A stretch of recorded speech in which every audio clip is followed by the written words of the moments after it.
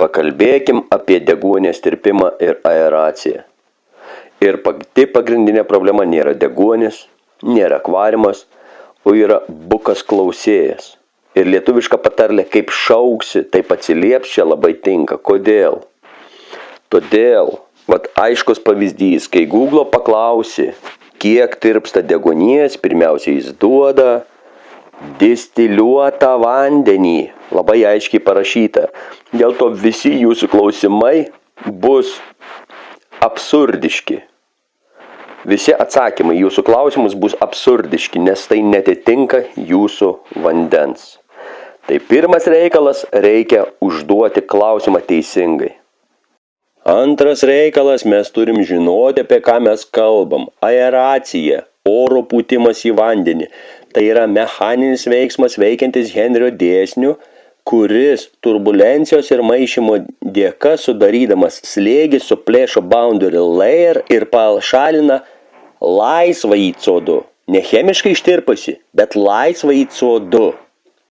Dėl to, norėdami gauti normalų atsakymą, jūs turit nurodyti vandens sąlygas, KH, PH, TDS, temperatūras, uždaras, atviras ir taip toliau. Pirmiausia, tik tada pradėti skaičiuoti ir to Google'as pjauna grybą. Uždavus paskaičiuoti atvirą akvariumą, į kurį nepučiamas oras, jis paskaičiuoja jame ištirpusią deguonį normaliai.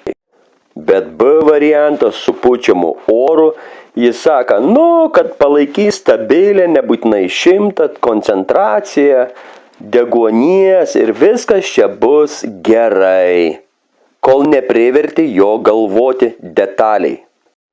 Pirmiausiai turi jį priversti paskaičiuoti CO2 tirpumo vandenį ir kai jis pamatė, kad CO2 tirpsta 20-25 kartus greičiau už deguonį, o iškvėpuoto žmogaus kambarį bus 4-5% CO2, tai reiškia, kad deguonis sumažės nuo 21 iki 16-17%, tada keičiasi netgi slėgis kambarį.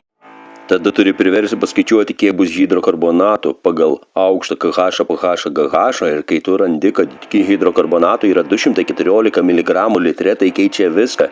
Nes šitoj vietoj pasirodo, kad CO2 vandenį ištirpusiai jau bus nebe 0,5 mg litre, bet 10-20 mg litre, tai yra 40 kartų daugiau negu įprastai ir visas formulės pasikeičia.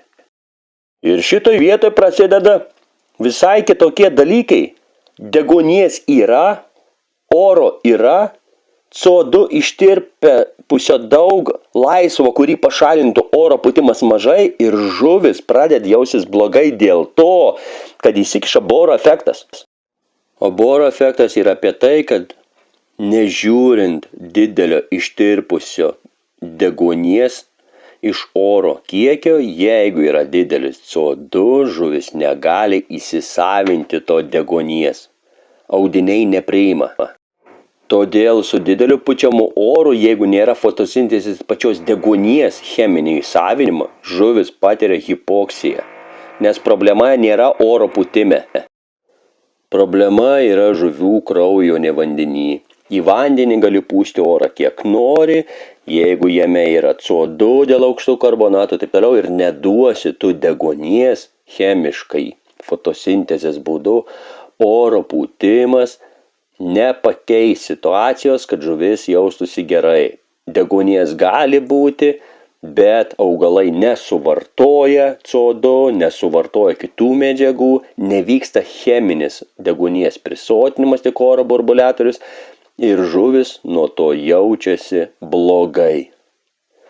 Ir čia tinka lietuviška patarlė. Kiek ožiui po uodegą bepūsi, jo ragai neišsities. Akvariumo kalboj, kiek orą bepūsi, jie nepakeis fotosintezės cheminio tirpimo deguonies vandenį, kuris yra reikalingas vandens gyvūnams. Taip, žinoma, iš bėdos, perširtam, žuvų perkrautam akvariume, tas aeravimas pridės pliusą. Bet augalai ir subalansuots gyvūnų kiekis padarys akvariumą stabilų, o nepridės pliusą, gelbėjant iš bėdos. Pažiūrėkit, kur jungiami burbulėtoriai. kur žuvų kiekis yra belenkoks, kur akvariumas be burbuliatoriaus rūktų ir žuvis žiopčiotų. Ta prasme, ten, kur akvariumas yra blogas.